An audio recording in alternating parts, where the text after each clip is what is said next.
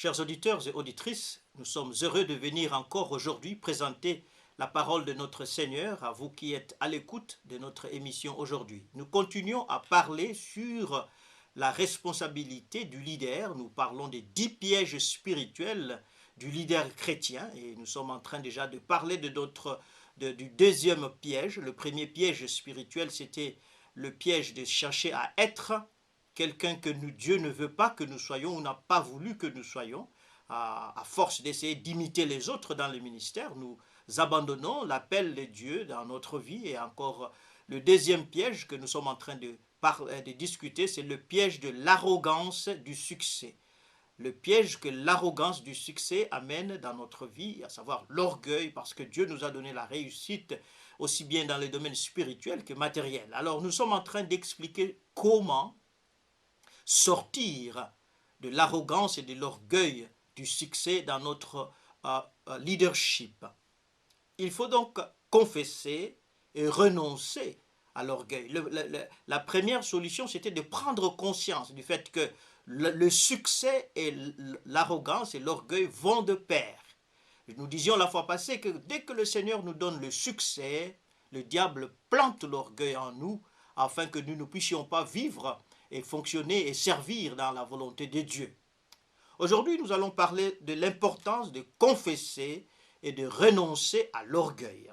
L'orgueil commence à perdre son emprise sur nous quand nous le reconnaissons comme tel et le confessons à notre Dieu. Dieu aime ceux qui sont sincères. Dès qu'il voit la sincérité de notre cœur, Dieu effectivement nous pardonne la folie de notre cœur. Le texte que nous avions lu à la fois passée nous parle de la miséricorde de Dieu envers Ézéchias. La Bible dit, alors Ézéchias, du sein de son orgueil, s'humilia avec les habitants de Jérusalem, et la colère de l'Éternel ne vint pas sur eux pendant la vie d'Ézéchias. De Chroniques chapitre 32, verset 26. En effet, Dieu pardonne toujours ceux et celles qui se reconnaissent, confessent et promettent par sa grâce d'abandonner leurs péchés. Jésus affirme, ou encore l'Évangile nous dit, Jean plutôt nous dit dans 1 Jean chapitre 1 verset 9, « Si nous confessons nos péchés, il est fidèle et juste pour nous les pardonner et pour nous purifier de toute iniquité. » 1 Jean chapitre 1 verset 9. L'apôtre Jacques nous dit ce qui suit, « Soumettez-vous donc à Dieu, résistez au diable, et il fuira loin de vous. Approchez-vous de Dieu, et il s'approchera de vous.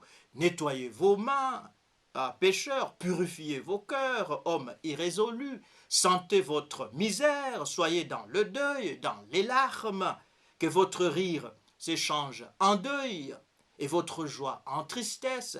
Humiliez-vous devant le Seigneur, et il vous élèvera. » Jacques chapitre 4, versets 7 à 10. La confession du péché de l'orgueil doit se faire avec un profond sérieux.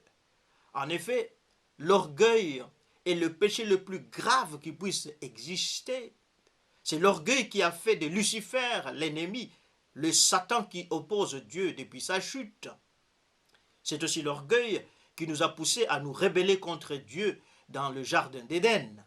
Depuis le jardin d'Éden, chacun de nous se rebelle contre Dieu chaque jour et de différentes manières. Car le péché, dans sa nature, n'est autre chose que la rébellion de la créature contre son Créateur. Quand le succès nous monte dans la tête et devient orgueil, nous affirmons par là que nous sommes maîtres de notre réussite et que Dieu n'y est pour rien. L'orgueil qui vient du succès dans notre vie et ministère est une insulte directe contre Dieu. Par conséquent, nous devons confesser la folie de notre orgueil avec un cœur réellement contrit et repentant. Nous devons haïr l'orgueil de notre cœur et désirer qu'il disparaisse, plutôt qu'il disparaisse de notre être. Le Saint-Esprit qui lit nos pensées accomplira donc le désir profond de notre cœur. Donc nous devons confesser réellement l'orgueil de notre cœur. Mais cela ne suffit pas. Pour sortir, pour guérir de l'orgueil qu'apporte le succès, nous devons aussi mettre en place des stratégies individuelles et collectives pour juguler l'orgueil de notre cœur. Finalement, pour dominer l'orgueil qui sans faute naît dans notre cœur comme résultat du succès que Dieu nous accorde dans la vie et dans le ministère, nous devons mettre en place des stratégies pratiques pour empêcher la croissance de cette plante vénéneuse contre notre âme. Voici quelques exemples simples sur comment juguler l'orgueil en soi. D'abord, nous prendrons la décision lucide de nous surveiller nous-mêmes. Je répète, nous prendrons la décision lucide de nous surveiller nous-mêmes. Nous devrions surveiller les indicateurs d'orgueil suivants dans notre vie et comportement. Nous devons intentionnellement surveiller la façon dont nous parlons, la façon dont nous marchons ou la façon dont nous gesticulons en public. Une simple question devrait nous innocenter ou nous culpabiliser. Parlons-nous, marchons-nous ou gesticulons-nous en public d'une manière qui attire l'attention plutôt de tous sur nous? En effet, nous savons exactement quand nous parlons, quand nous marchons, quand nous gesticulons avec orgueil, dans le but d'attirer l'attention de tout le monde sur nous. Nous le savons. Quand nous parlons afin que les autres sachent que nous parlons, quand nous gesticulons afin que les autres sachent que nous gesticulons, quand nous marchons afin que les autres sachent que nous sommes là, nous les plus puissants et les plus importants. Au lieu d'attirer sur nous l'attention des autres, nous devons au contraire faire tout pour que les autres ne nous remarquent pas. Le chemin de l'humilité passe par le reniement de soi. Au lieu d'attirer, comme je le disais, l'attention sur nous, nous allons toujours nous surveiller nous-mêmes en public pour nous enlever le plaisir de nous pavaner et de nous faire voir devant les autres pour l'honneur de notre moi, de notre ego.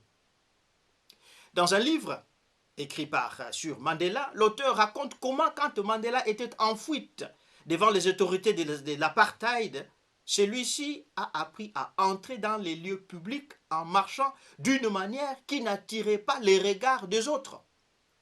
Mandela a donc conclu qu'en entrant dans un espace public, notre démarche souvent révèle l'orgueil de notre cœur.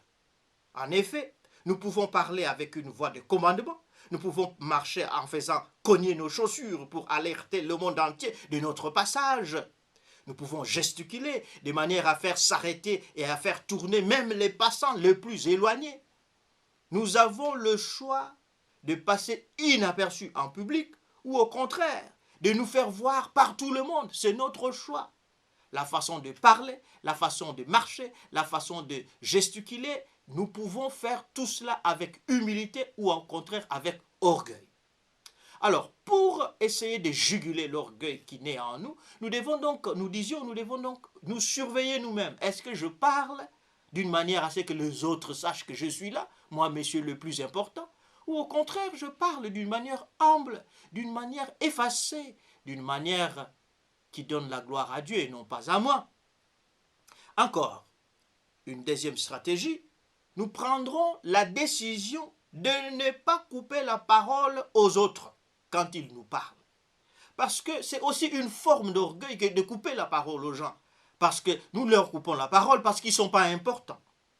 L'impatience qui nous fait interrompre ceux et celles qui nous parlent pour placer nos propres paroles vient de l'orgueil intérieur qui nous fait croire que les autres nous font perdre du temps. Laisser aux autres la liberté de terminer ce qu'ils nous disent sans les interrompre est un signe d'humilité et de maturité spirituelle. Je répète, laisser aux autres la liberté de terminer ce qu'ils nous disent sans les interrompre est un signe d'humilité et de maturité spirituelle.